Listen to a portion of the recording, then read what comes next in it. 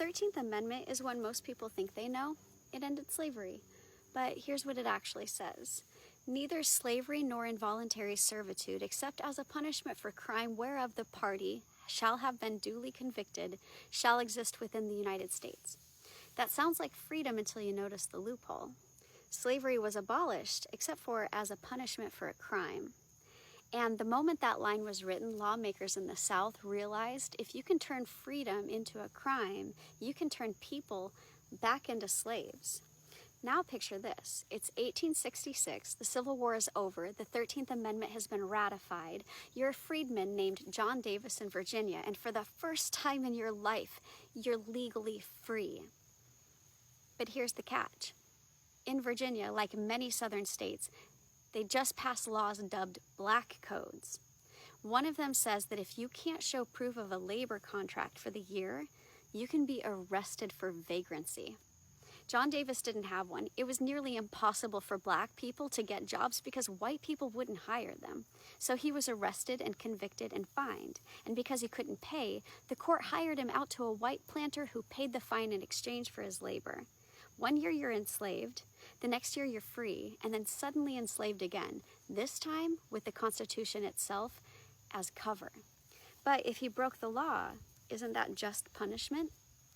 Here's the thing, these laws weren't about justice, they were about control.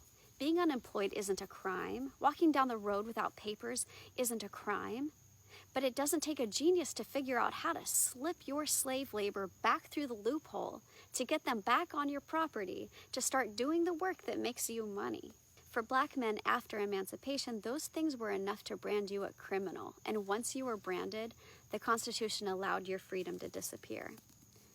For plantation owners, it was a hollow kind of victory. They lost the war, they lost their enslaved workforce, but suddenly, labor came back, not called slavery, but called hiring out or convict leasing.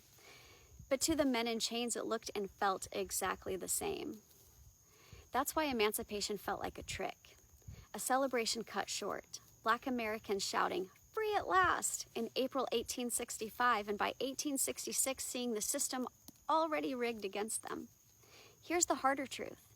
The loophole wasn't closed. It's still there in the 13th Amendment today. That's why prison labor exists. That's why states are only now, more than 150 years later, starting to strip this language from their state constitutions. So here's the lesson. The fine print matters. It mattered to John Davis in 1866, and it mattered to every freedman funneled into the convict system, and it matters now because what looks like freedom on paper can still be twisted in practice. The 13th didn't just end slavery, it reinvented it. And unless we're willing to face that, loopholes will always win.